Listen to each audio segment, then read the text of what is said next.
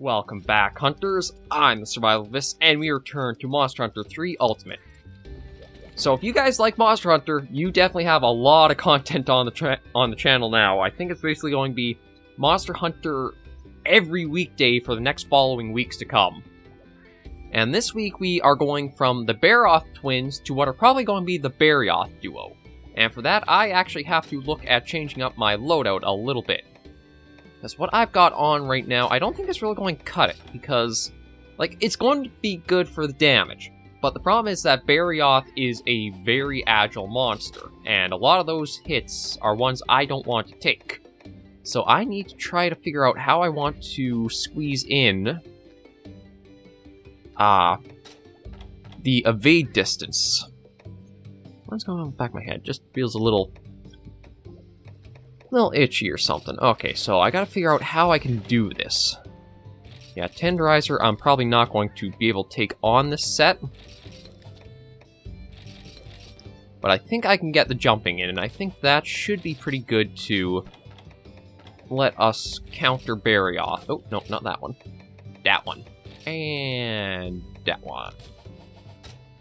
Yeah, that should let us counter Barioth fairly well. He's not really like a big health tank of a monster. He's actually fairly squishy if I kind of remember right. Everything else is looking good, so we are basically all set to go after him. And then I'm probably going... well, it is definitely more stockpiled footage because this is being recorded on March 31st. But yeah, you guys are going to have Rise every Monday, Wednesday, and Friday at 4 p.m. So, woo, that's awesome that we have that series ongoing. And 3 Ultimate will still be trucking along in its usual time slots on Tuesday and Thursday. So, if you're a Monster Hunter fan like me and you love the series, you've got content to last you for quite some time.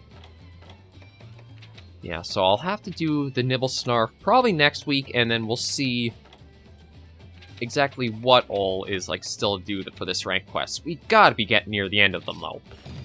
We'll go after regular Barioth. We've got... okay, I do have cleansers. That's good. I might need them. But we're all set, so let's head out and hunt Barioth.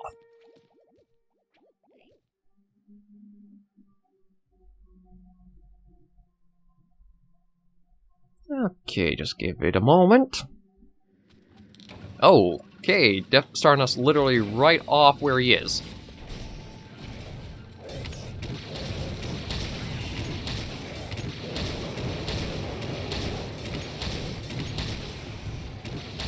Actually got a flinch off within the first clip of ammo. That's a good sign. That means Barioth might not have that much health, although him in G rank is going to be dangerous. Because he's going to hit hard and move quickly, as we're already seeing him do. But back in these days, Barioth's moveset was very limited for what he could actually, pull off. So he's not quite the wall I think he was in Iceborne. And I'll admit, he was a really difficult fight for when you encountered him.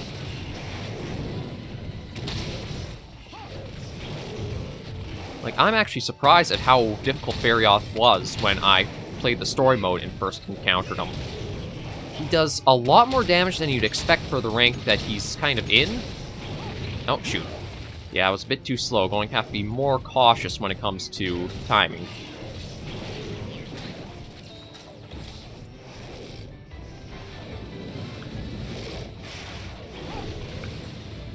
Yeah, let's see what he's...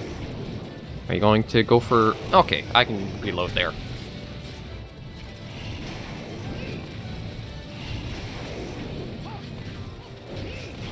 Yeah, so it's definitely a lot of just skirt around and wait for your openings, such as this beautiful opportunity.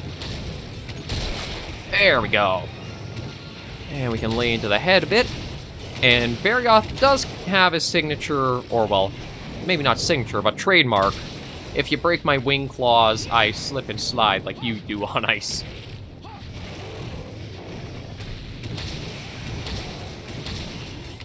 And I'd like to try to get him to... oh, this might be bad. Are we roar-locked? No, thankfully he's not one that can roar-lock you like some of the others. Diablos is probably going to be an annoying fight for that. I want to try to get the other wing break when we can, like, really capitalize on it.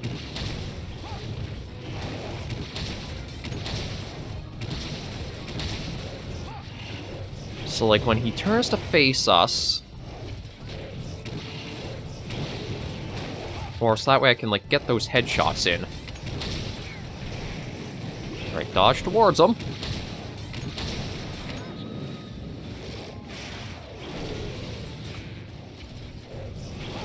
Oh, that was a bit close.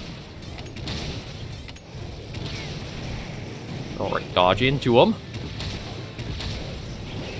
Oh, I'm very surprised we did not get smacked there. It wasn't the evasion that saved us. I think it was just we were just a little outside of his hit. That's what I wanted. And now his head's right there. We can get a number of shots in nice and easy. And I was a bit too greedy. That reload... You gotta really know your timings on, like, the reloads and stuff like that. Otherwise, you can get caught pretty bad by them. Yeah, he's... Yeah, afraid back in these days, Barioth was pretty easy to read. It actually still can be a fairly easy monster to read what he's going to do. Makes me wonder how he's going to be in Rise whenever we get up there to fight him. That's probably going to be quite a while off, but... Still, you can, like, wonder and ponder.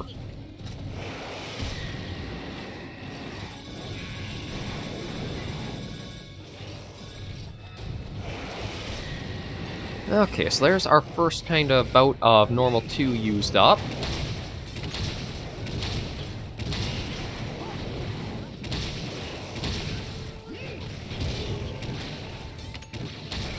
Oh, actually was able to get the trip from the back leg.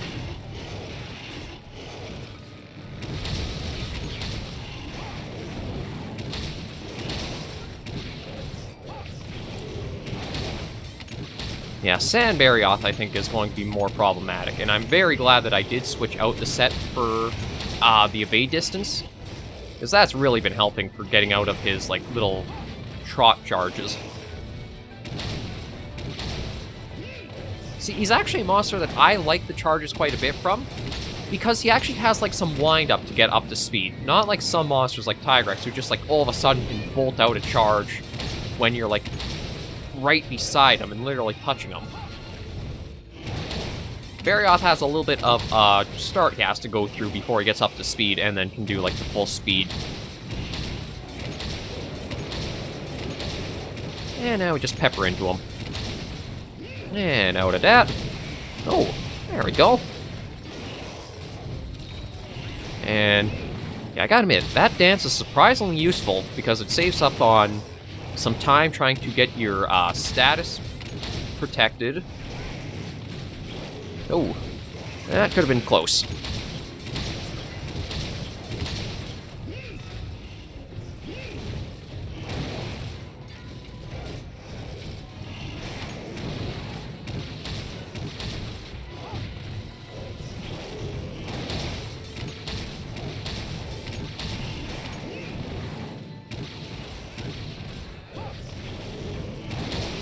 There we go, another flinch off. I can't imagine he's going to have that much more health to him. Like, again, Barioth I've always seen kind of glass cannon-esque. He's not super high on health, and if you can read the movements and basically, well, just do as we've been doing, he shouldn't be too much of a problem, or take too much longer.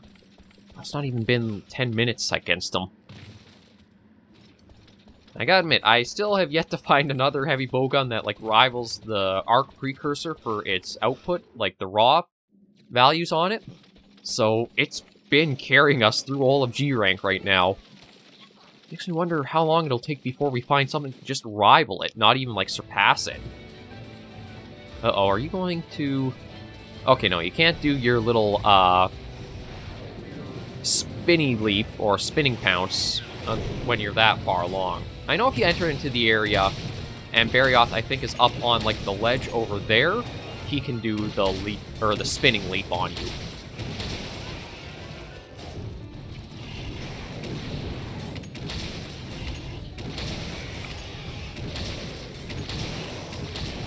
Yeah, you must be hurting by now, aren't you? Oh. There's me getting too cocky for my own good. Do want to get up over that health threshold. Aye.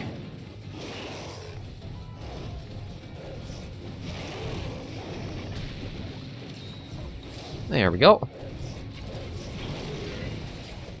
Yeah, as much as I'm... Oh yeah, we're doing great. It still only takes like a hit to push you into danger zone in G rank, so... You can be confident, but you can't be too confident. Or overconfident. Or cocky. Whatever you want to call it. Let's see if we can't get the big guy down.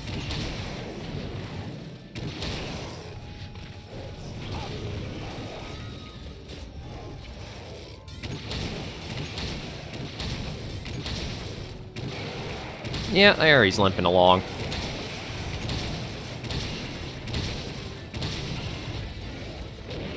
Oh, I think Cha... Oh no, that's Kiamba. I thought Cha-Cha was actually the one smacking him. We might have gotten a blast proc off.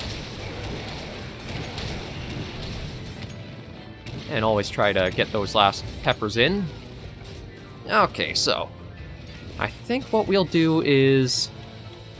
I don't know if Wyvern Fire would be worth it. Like, it does look fun and is interesting to get off as, like, the sleep shot, but I don't know if it gets the same benefits as just, like, being able to pepper in with a lot of normal 2s.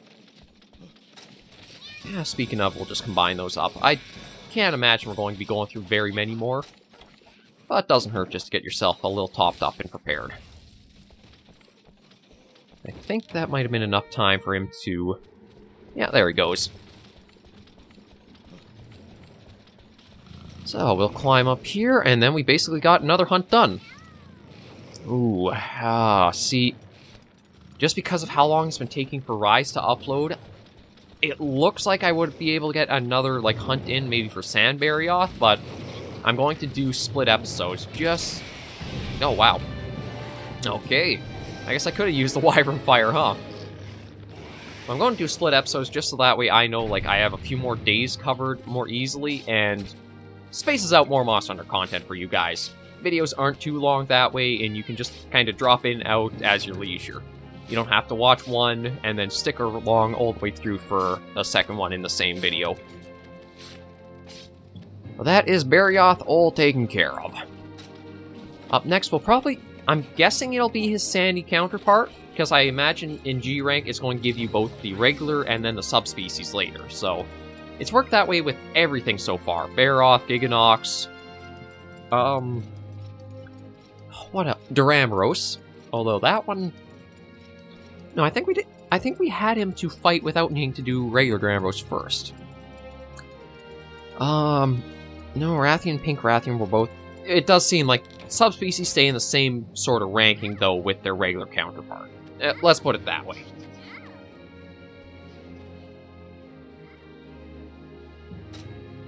Yeah, so we can send off some of the materials here.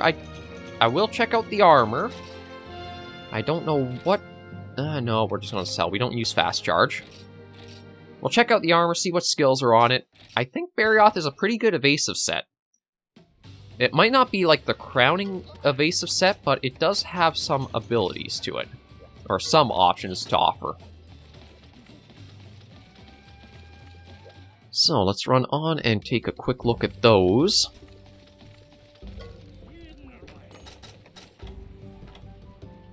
Oh, there he is. Yeah, it's, Now, I think what people were expecting from Barioth and Iceborne was the G-rank look of his armor. And it's tenderized.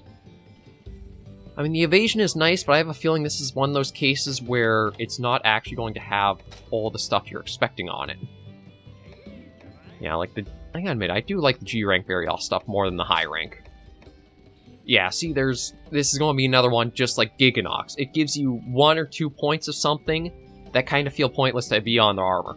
Which is another thing I do very much like what Rise and World and Iceborne did, was the sets, or, well, not sets, but the armor skills and that much easier to figure out. Because, like, look at the spreadsheets you gotta work through. 2 of this, 2 of that, 3 of that, minus 2 of that, plus 1 of that. And then, say, if we go back to... Let's do the arms. Just take a look at... Oh, I guess I don't have the arms opened up, surprisingly enough. Okay, what about the waist? There we go. Yeah, and then the waist, you have 2 there, 4, 2, 4. I want to check the legs. I have a feeling... Yeah, Tenderizer, they give you a few points, but nowhere near enough to actually, like, fill out the set. Well, this makes me really surprised. I don't have the Barioth gloves opened. And nothing new for heavy bowguns. No. Oh, Sven God. I guess I'll have to work at getting that one. Because that's another heavy bowgun that we could look getting. Okay, so yeah, I think that was basically going to be it for this episode. I just want to check and see if we do have Sand Barioth open or not. If we do, he's going to be next episode. Oh no, he's not. Okay, I'm surprised at that. So, he might be actually in the next rank at quests. And if that's the case, I guess we're doing Nibblesnarf next, guys. Oh, okay, well, change of plans, but we'll still nothing to be too worried about. I'm going to leave this episode here, restock, and then we'll be back to take on Nibblesnarf next time.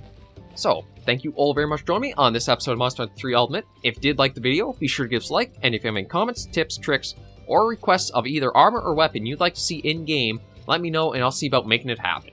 Until I catch you all next hunt, hunters and survivors, please remember as always to take care, stay alive, and happy hunting.